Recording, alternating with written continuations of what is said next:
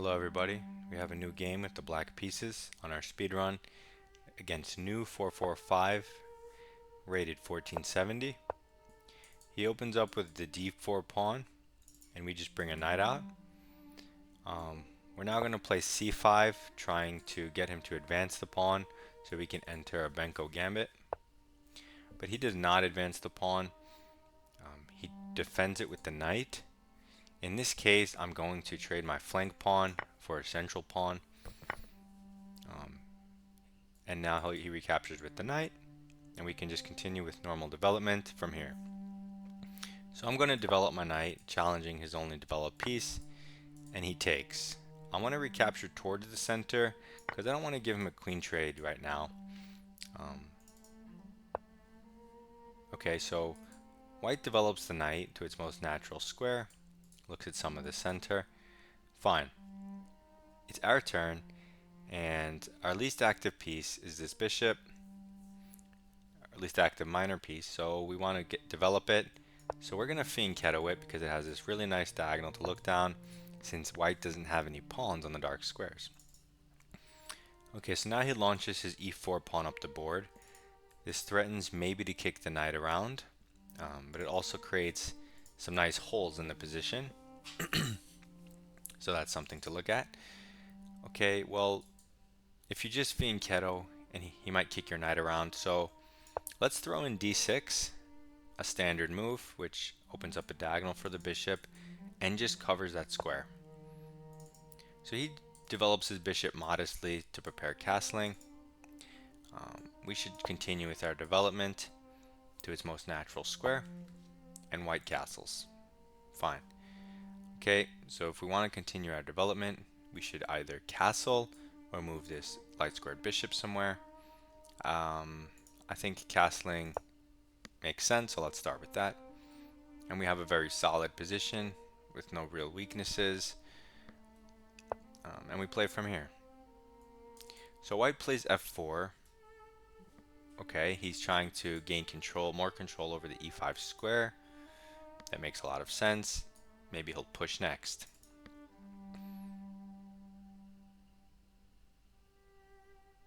If he pushes, and we take, and he takes. Right, push, takes. Maybe let's say he queen trades and you take with the rook, then he takes. Then you can move your knight here and double hit this pawn. So that looks fine. So I don't consider e5 a threat because I feel like I have a response to it. Also, it's my move now. So what do we want to do? Well, let's continue developing. I don't know exactly where I want this bishop, so I might just leave it at home for now. It also is pretty well developed as is. Maybe he wants to develop this next, so maybe we can do it 2-in-1. We can develop the rook on a really nice spot and prohibit his bishop from moving. So because it helps my development and hurts his, I'm going to play this move first. Okay, now the pawn's protected. He's able to move his bishop, but he had to spend a move with the queen to do that. Okay, queen c2, so it is. That's fine.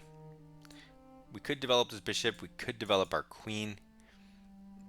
We could develop our queen for free on this diagonal, which he cannot interpose successfully, except with the rook, but that's a pin. So I'm going to throw this in because it's a free developing move. And now all we have left is our bishop. Okay. If we put our bishop here, he can always play b3, and our bishop will look dumb. If we fianchetto it, we'll have to play c5, and he'll jump his knight in. So I'd like to use this diagonal then. This, again, he can easily defend. This move, however, because he moved his queen, the queen was preventing this move because the bishop would be hanging. But now that he moved his queen away from the square, this move is possible, which is a nice move to throw in because then you connect the rooks, fully developed. And white goes e5, just attacking my knight, leaving the tension, attacking my center. That's fine. The drawback of this move is it weakens these squares, so I have this option of here intermezzo. Not sure it does anything, but it's something to look at. If you take the bishop first, you get a piece, he gets a piece. You get a rook, he gets a bishop. You get the pawn, he doesn't get your bishop unless he goes, yeah, he doesn't get your bishop. So taking the bishop, if he takes your bishop back somehow, then you could just move your knight. If we take the pawn first, he'll just recapture back and open up his rook. So here, I don't see the point of opening up his rook for no reason, so I'm not going to take. And this, if he goes here, does that actually do anything? I don't think it does, so I'm just going to take directly. And he recaptures, and now our knight is currently hanging, and we could just move it, probably. I don't think I see a problem with moving it. There's also take, well, and then he could take with the queen too. That looks weird. If I move it and he takes and I take, and he jumps his queen in here, we always have queen d8. If he defends it with the rook, we can throw our rook there maybe. It's probably fine. Okay, let's do that. This also opens up the diagonal for our bishop, which is really nice because it coordinates. But he doesn't take, he pushes past, which again hits our knight and our king's pawn. Now taking this pawn would be a mistake because it forks the king and the knight. So we're just going to move our knight. You can move it back, and there's also c5, but that blocks our queen kinda. So let's go back. And now when he takes, we can just take with the rook, defending the pawn, and that allows for potential doubling for free in the future if we want it. It also puts pressure down the f-file, which is nice. He could bring his queen in here and try to take advantage, and I'll have to just try to flush the queen out.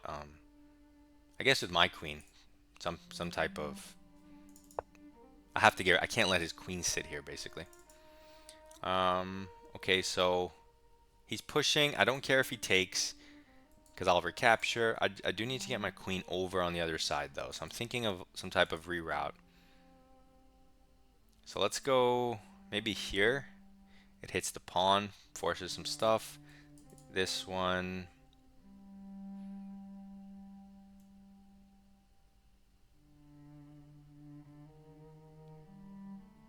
let's go here. I think it's the same. My plan is to go, I don't really know, but okay, so he takes the pawn and we take back. Now he has some pressure on our position, but everything seems to be covered. My light squares are weak though, and he can take advantage of that with his queen by attacking this pawn or putting his queen in here perhaps. Here, takes, rook over. It's an ugly pawn structure for sure.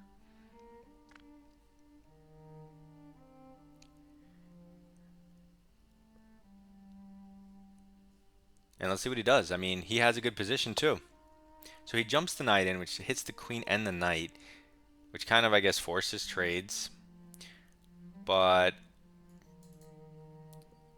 well, this comes with a check. I think I'm still going to do that though. If I take, he can't take because of checkmate. And if I take the knight and he takes the rook,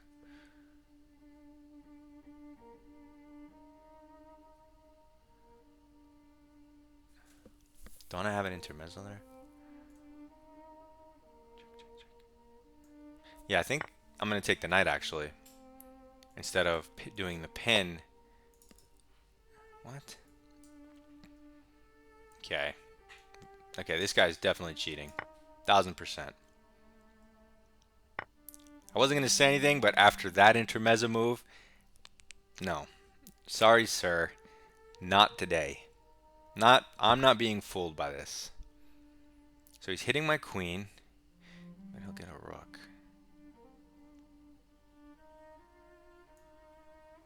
Thing is, I want to take this, but if I take it, he gets a rook. I get a bishop. I'm gonna do it. I don't care that he gets more material than me. If he takes this and I take the queen, then he takes the queen. I get the bishop, and I'm up a bunch of pawns. But if he takes... Okay, he doesn't take the rook. He goes here threatening stuff, which is scarier. Also, my queen's hit. So... let's try this move and see what happens. I can win this pawn. He can also win this pawn after a trade. That's 2 pawns he can win.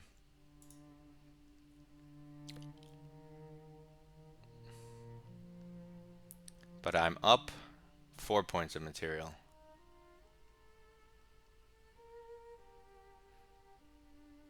I'm up 4 points of material. He goes back with his queen, hitting our queen.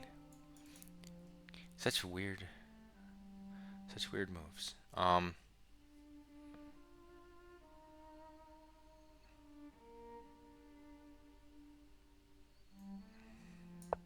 gonna run out of time. That's the problem.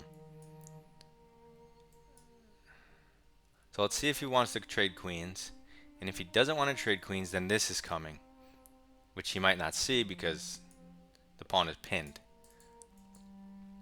I was looking for a way to make this work, but he just covers it so many times. Maybe I can try to coordinate. Okay, he moves his queen. Check. I'm going to do this one because I have no time to think. And he doesn't have checks with his queen. So I'm not worried about, oh, I take the rook and he does something crazy with his queen. No, he moves his king. Do I have a better? This is repetition, so let's take the rook.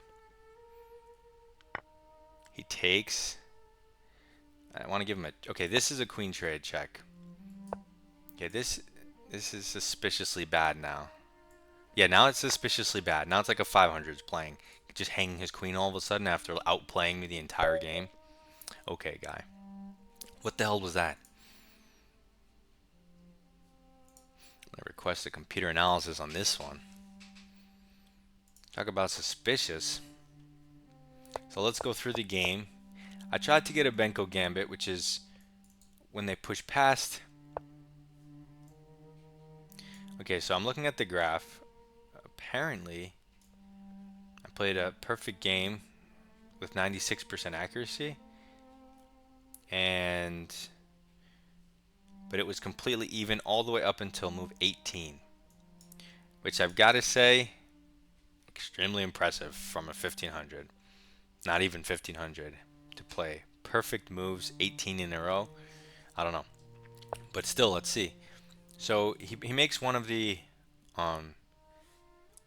alternate moves, but the best move is considered to be pushing past the pawn and gaining space. That's the start of the Benoni. But then we play b5, turning it into a Benko gambit instead of Benoni. But they don't even have to take. I mean, that's the main line, but as you can see, people don't want to play main lines. So anyway, we attack the center and we develop. And just like in the Sicilian, when you can trade a flank pawn for a central pawn, generally good to do so. Excuse me. And now he recaptures with the piece, and you can see that we're black, and it's our turn, and we get 2 pieces out before white gets 2 pieces out. So, and what does he have to show for it? Nothing. He has a pawn on c4, but that's even like, okay, big deal.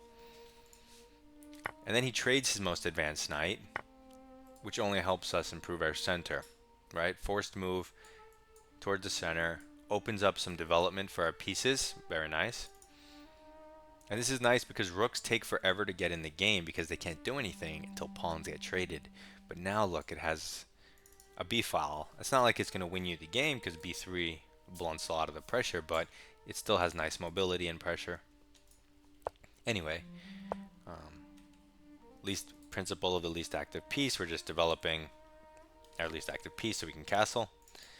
And if you try to go the other way, like push this pawn, you already pushed your c pawn, so you can see how it would create this dark square weakness on d6. Also, he has no pawns in the center, so it would be very nice to utilize this diagonal, so that's why I do it. Okay, and in many openings, you have to make sure your opponent cannot kick your knight around, wasting your time and removing your king's best defender.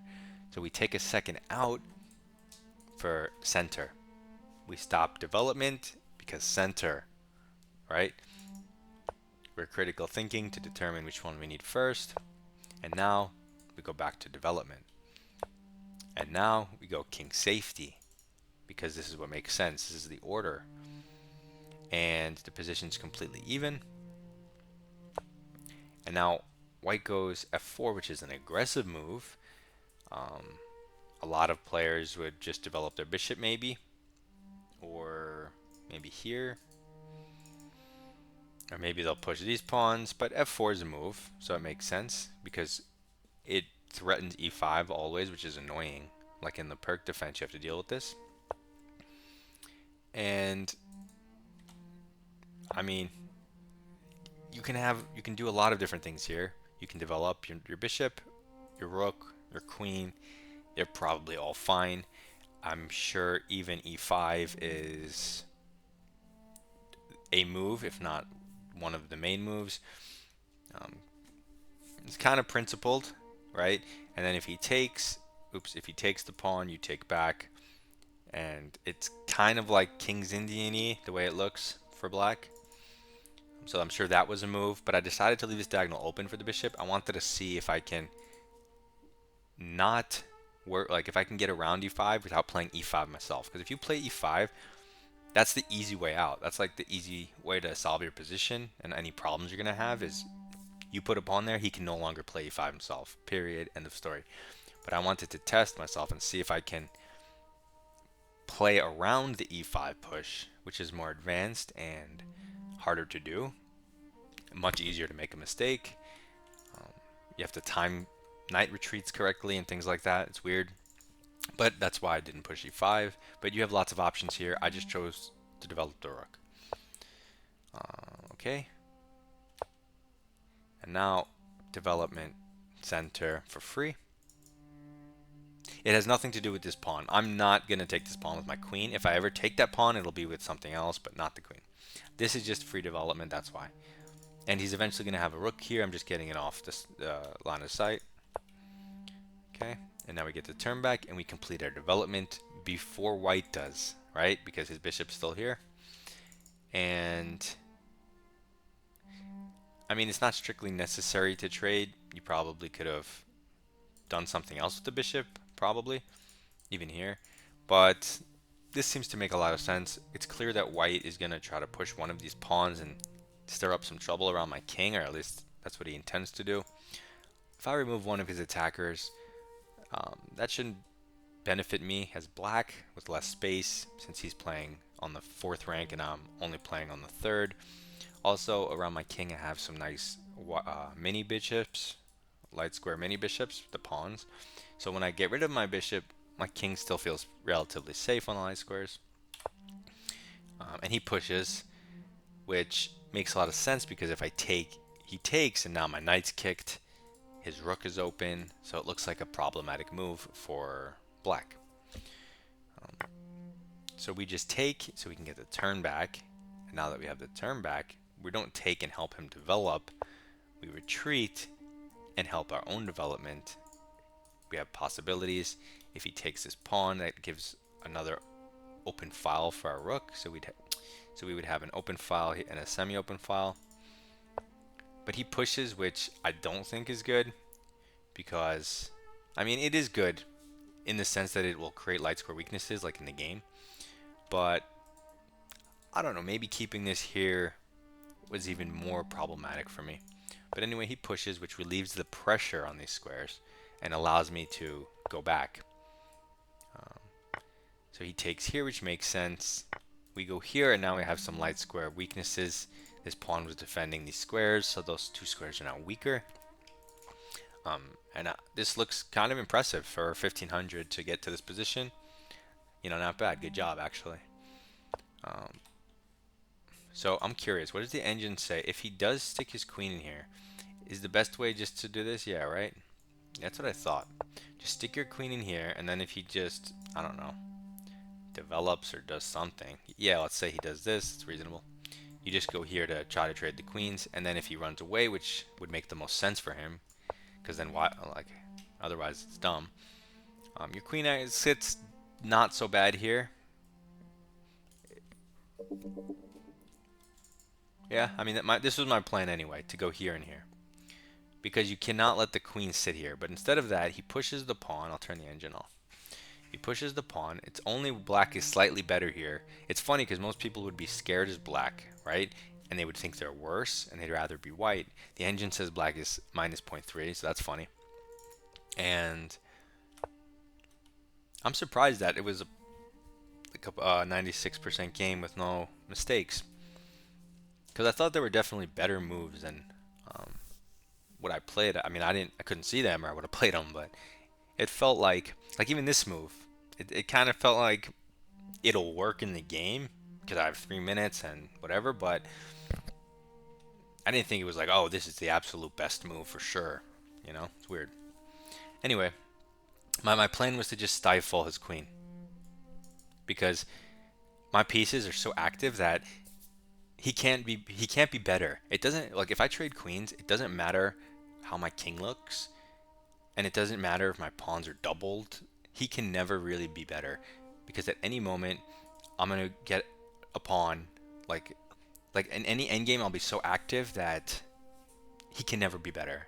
It can only ever be a draw for him at best. So that's why I was doing stuff like this. He takes here, so you have to take back. And yeah, the computer wants him to stick his queen in here, but instead, this is the move. So right here, it says the position's completely even. We both played, you know, perfect games up until this point, which is crazy because if you look at it, it looks like my king is just missing 2 pawns, weaknesses on the light squares. This pawn's a little suspicious, but at the end of the day, his rooks aren't connected. He doesn't have the knight e4 jump without trading it, right? It's not like he can advance into my position and build up more, because it'll just get traded. There's always this annoying pressure on this b pawn, right? My f file, his pressure's countered by mine, and my queen is in a very nice centralized spot, actually. A little weird because he has this tempo on it, but then you can counter pin it, so it's kind of weird. It happens to work out for black move by move, but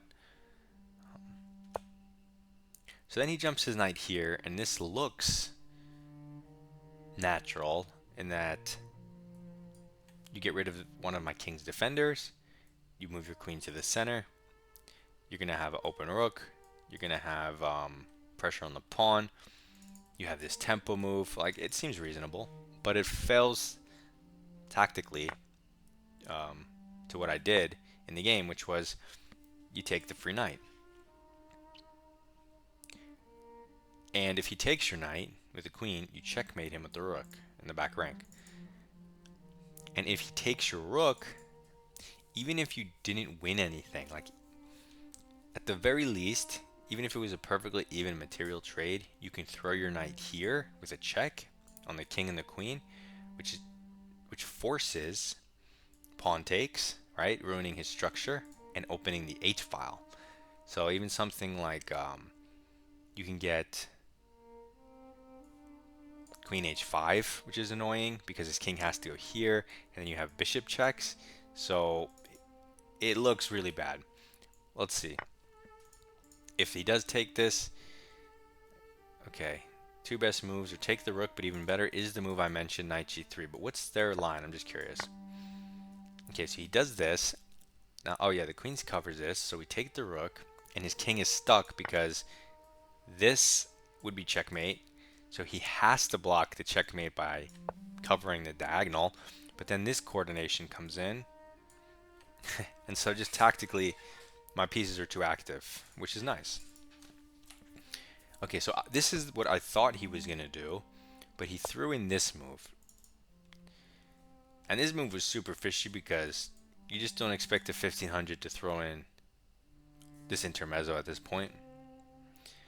Luckily, it turns out to be even worse because we take the rook and then we take the pawn, and this tactic works. And I was gonna, basically, if he takes your rook here, I was gonna take the bishop, not the queen. Oh, and they actually like that best. Nice. Because if you take the queen, he takes your bishop, you take that, and then it's a knight and a bunch of pawns versus a rook, which is fine. But if we take the bishop, now he has to move his queen because it's hit, and it's these two pieces against the rook. With more pawns, it just looks a lot nicer. But in either case, he didn't take the queen or the rook. He did another ridiculous move.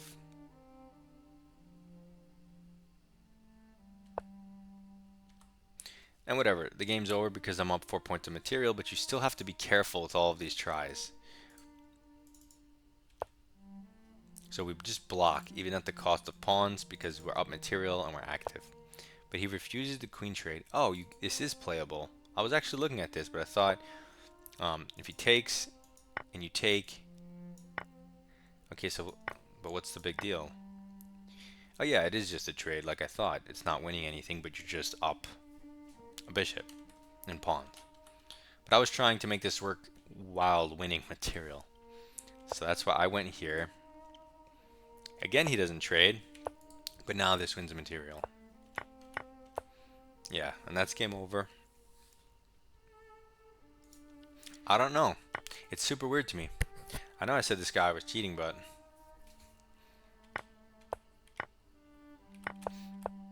I mean, these are all like pretty normal moves.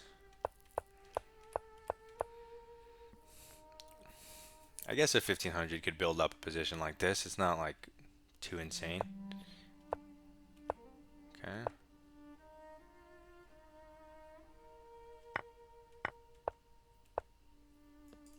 Yeah, I mean, I don't know. He was just so aggressive with this pawn push, this pawn push.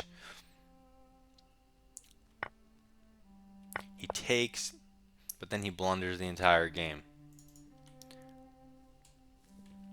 Alright, maybe he's not.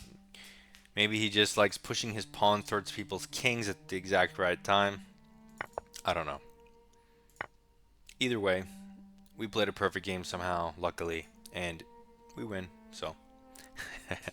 On to the next one.